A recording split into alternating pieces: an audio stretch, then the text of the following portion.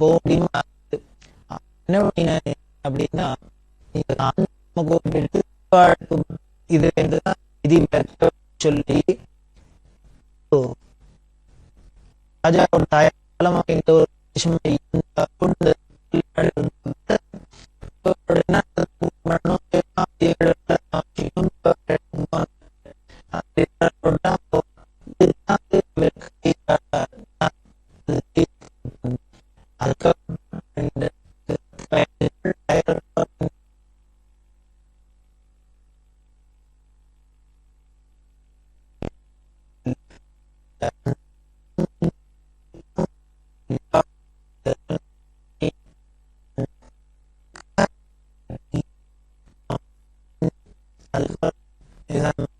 அவரோட மரியாதை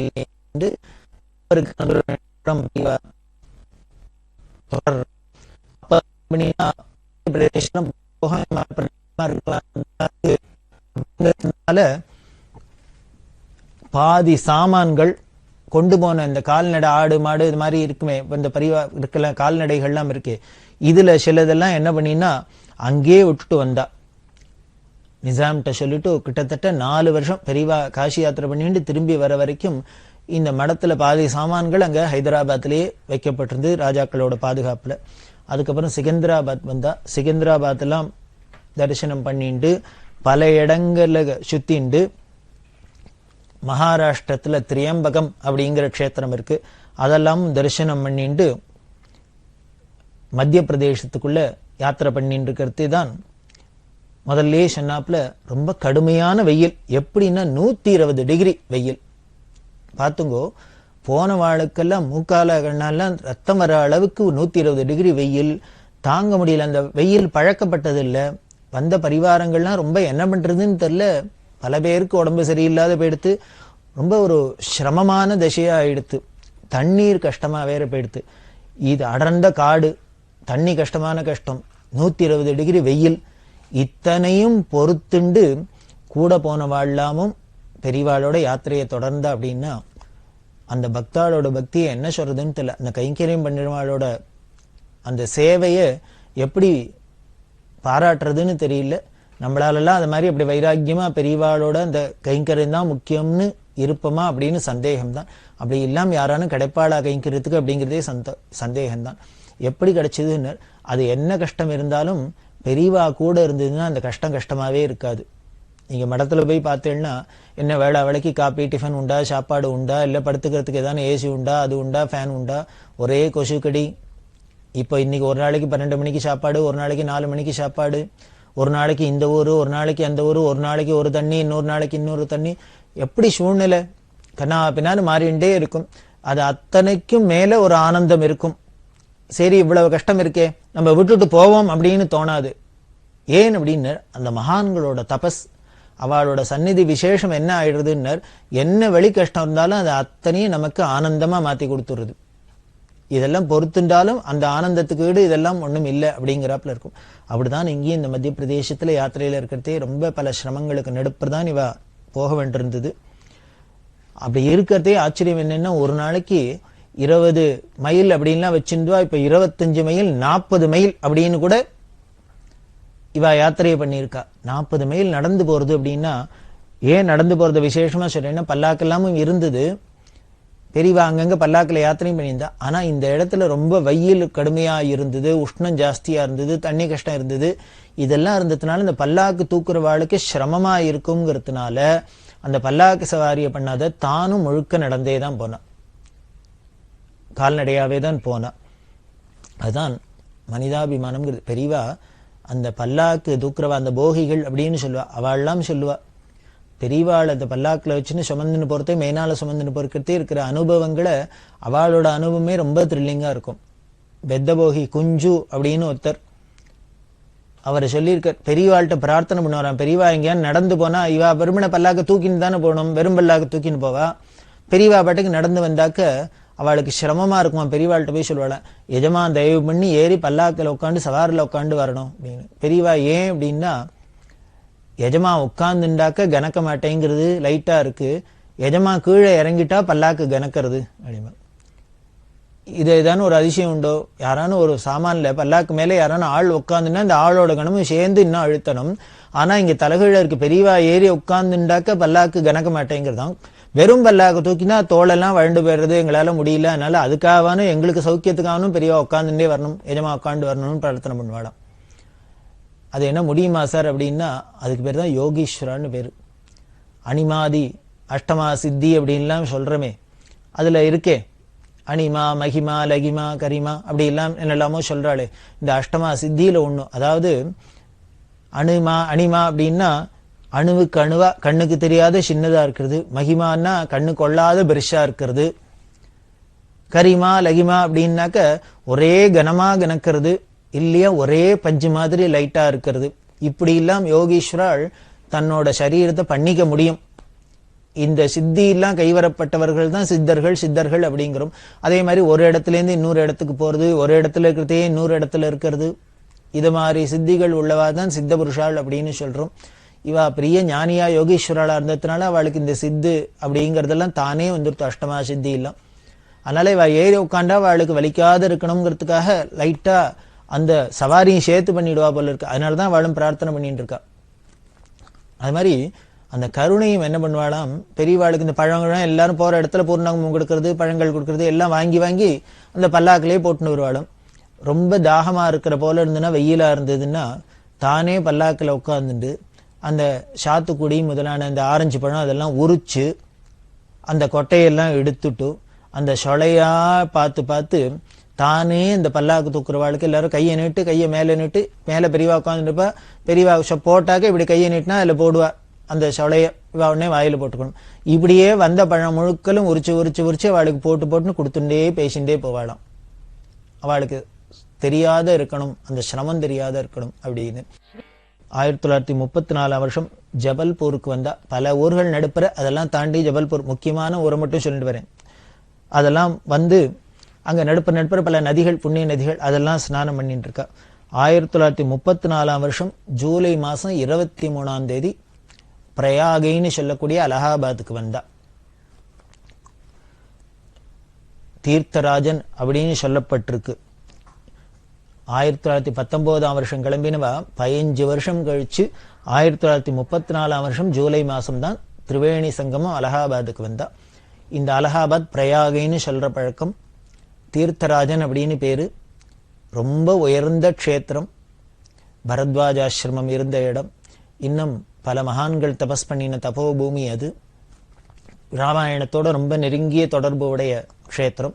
அந்த பிரயாகையில தான், அலகாபாத்ல தான் மோட்ச நதிகள்ல 3ஆன கங்கை, யமுனை, சரஸ்வதிங்கிற 3ம் சங்கமமாற இடம். திரிவேணி சங்கமம் அப்படின்னு சொல்றோம். 7 நதி மோட்ச நதி. அந்த 7ல 3 இங்கே இருக்கு. அப்படின்னா அந்த 3 நதியும் தனித்தனியா போய் நாம ஸ்நானம் பண்ணணுங்கிற அவசியம் இல்லை. இந்த சங்கமத்துல ஸ்நானம் பண்ணிட்டா அந்த 3 நதியில பண்ணின ஸ்நானம் பண்ண பலனும் கிடைக்கும். அதுல பார்த்தேன்னா கண்ணுக்கு தெரியறாப்புல கங்கையும் யமுனையும் தெரியும். இந்த சரஸ்வதிங்கிறது அந்தர்வாகினி அப்படிங்கிற சரஸ்வதிங்கிற அந்த புண்ணிய நதி காலப்போக்கில் இந்த கலியோட விசேஷம் போல இருக்கு கொடுமையினால ஒரு புண்ணிய நதியே காணா போயிடுத்து, மறைஞ்சு போயிடுத்து. அது ஓடினத்துக்கு உண்டான ட்ரேஸ் எந்த வழியால ஓடித்து அப்படின்லாம் சொல்லப்படுது. இப்போ ஜியாகிரபியில அதெல்லாம் இந்த புவியியல் வல்லுநர்கள்லாம் சொல்ற இந்த வழியாலாம் ஓடி இருக்கு, இந்த வழியாலாம் ஓடி இருக்கு அப்படின்னு. அதை பார்த்தேன்னா நம்ம புராணங்கள்ல இதிகாசங்கள்ல எல்லாம் என்னென்னலாம் சொல்லப்பட்டிருக்கோ, அந்த நதி எந்த கரை எப்படி எல்லாம் சொல்லியிருக்காளோ அதெல்லாம் டேலியர் அப்படியே தான் இருக்கு. அப்படி வந்து இந்த பிரயாகையில இது சேர்றது, அது அந்தர்வாகினி அப்படின்னு உள்ள சொல்லுவா. கண்ணுக்கு தெரியாத இருக்கு. இந்த 3 நதிகளும் சேர்ற அந்த பிரயாக, அந்த பிரயாகையில ராமேஸ்வரத்திலேருந்து எடுத்துன்னு வந்த அந்த மண்ணை பெரியவா சேர்த்துட்டு அந்த வைதீக காரியங்கள்லாம் எல்லாம் பண்ணிட்டா. அங்க வேணி மாதவர் அப்படின்னு இருக்கார். வேணி மாதவர் தரிசனம் பண்ணணும். அதாவது மாதவர் 3 இடத்துல ரொம்ப விசேஷம். ஒண்ணுமே பார்த்துருக்கோம் நினைக்கிறேன். ராமேஸ்வரத்துல சேது மாதவர், இந்த பிரயாகையில வேணி மாதவர், காசியில பிந்து மாதவர். இந்த 3 பேரும் மாதவ க்ஷேத்திரம். இந்த சேது மாதவரை, இந்த வேணி மாதவர், பிந்து மாதவர், இவா 3 பேரையும் அவசியம் தரிசனம் பண்ணும். இந்த காசி யாத்திரையில தான் இதை பண்ண முடியும். அந்த வேணி மாதவர் தரிசனம் பண்ணிட்டா அங்க சிவமடம்ங்கிற இடம் இருக்கு. அங்க சிவமடத்துல தான் தங்குற வழக்கம். பண்ணினா அங்க அக்ஷயவடம் அப்படின்னு ஒண்ணும் கயால பார்க்க போறோம். அந்த அக்ஷயவடத்தோட வேர்பாகம், அடிபாகம் இருக்கிறது இந்த பிரயாகேல பெரிய வடவிருட்சம். அது என்ன அப்படின்னா, அதோட வேர்பாகம் அடிபாகம் இந்த பிரயாகேல இருக்கு, நடுபாகம் காசியில இருக்கு, மேல் பாகம் கயால இருக்கு. அப்படின்னா அப்படி 3 இடத்துக்கும் வியாபிச்சிருக்கிறாப்புல ஒரு பெரிய வடவிருட்சம். அப்படிலாம் இருக்கிறதுனால்தான், அதிசயமா இருக்கிறதுனால்தான், அதுக்கு ஒரு தெய்வீக விருட்சமா இருக்கிறதுனால்தான் அதுல நாம ரொம்ப இன்னும் பூஜையா கொண்டாடிட்டு இருக்கோம். அந்த வருஷம் அங்கேயே பெரியவா அலகாபாத்ல இருந்துட்டு இருக்கா. வியாச பூஜையும் அங்கதான். அங்க பண்ணிட்டு பெரியவா என்ன பண்றா, மணலை சேர்த்துட்டு அங்கேருந்து கங்கையை எடுத்துக்கணும். கங்கை எங்க எடுக்கணும் அப்படின்னா பிரயாகேல தான் எடுக்கணும். காசி யாத்திரை பண்றதே கங்கைய பிரயாகேல அலகாபாத்ல தான் எடுக்கணும். காரணம், அலகாபாத்துக்கு அப்புறம் இந்த திரிவேணி சங்கமத்துல சரஸ்வதி யமுனையோட சேர்ந்துறதுனால சுத்த கங்கையை தான் எடுக்கணும். கங்கையை மட்டும், கங்கா தீர்த்தத்தை மட்டும் எதோடையும் கலக்கப்படாது, எந்த தீர்த்தத்தையும் கங்கையோட கலக்கப்படாது. ஒரு உதிர்னி ஒரு கடுகத்தினை இருந்தாலும் கங்கை கங்கை.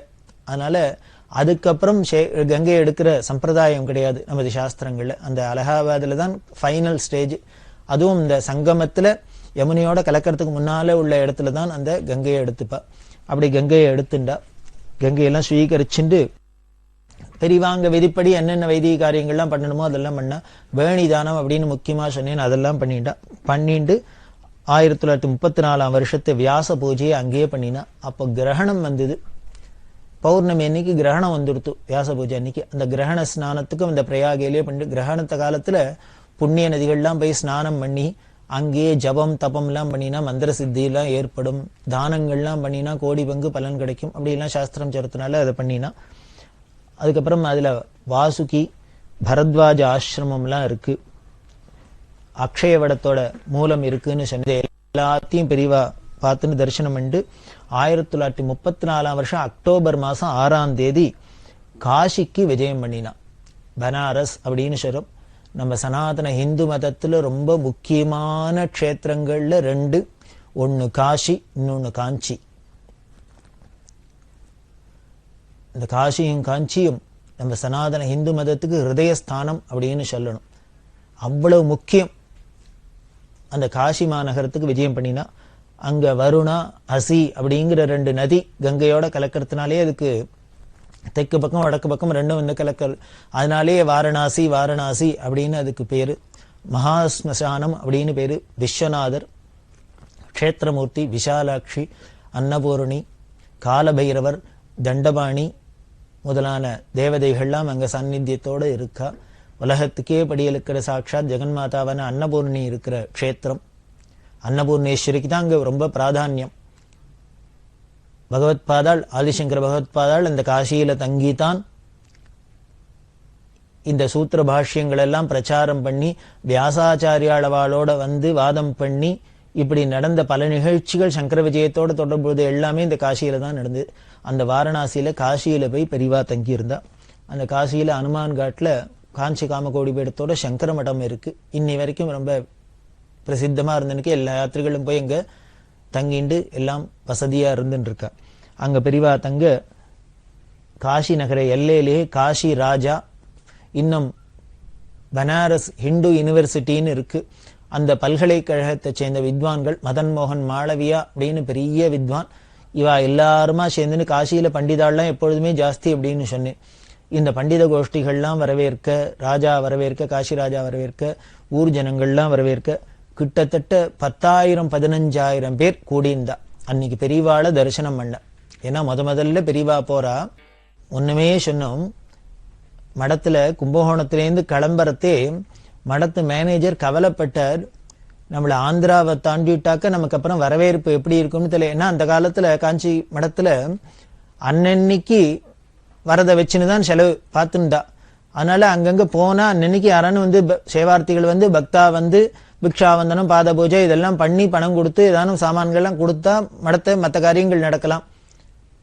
அப்படிலாம் ஒரு இருந்ததுனால, சிச்சுவேஷன் இருந்ததுனால மேனேஜர் பயந்தர். நம்ம இந்த தாண்டி போயிட்டோம்னா அதுக்கப்புறம் நம்மளை யாருன்னு தெரியுமா, நம்மளோட பெருமை மகிமா அவளுக்கு தெரியுமா, அவ அதுக்கு ஏத்தாப்புல நமக்கு உபச்சாரம் பண்ணுவாளா, காலத்தை தள்ள முடியுமா அப்படின்னு, அதாவது ஒரு நிர்வாக ரீதியா அவருக்கு உண்டான கவலைப்படி தான் சொன்னார். ஆனா இங்க வந்து பார்த்தா என்னென்ன தலைகீழ இருந்தது, ஆச்சரியமா இருந்தது. 10,000 15,000 ஜனங்கள் ஒரு ரிசப்ஷனுக்கு கூடுறா அப்படின்னா வரலாறுல அப்படி இல்லாம இதான ஏதோ அரசியல் தலைவர்களுக்கெல்லாம் வேணா பார்க்கலாமோ, ஒரு மத தலைவர்களுக்கு ஒரு மடாதிபதிக்கு இப்படி இருக்கும்னா இது பெரியவாள்கிட்ட நடந்திருக்கு.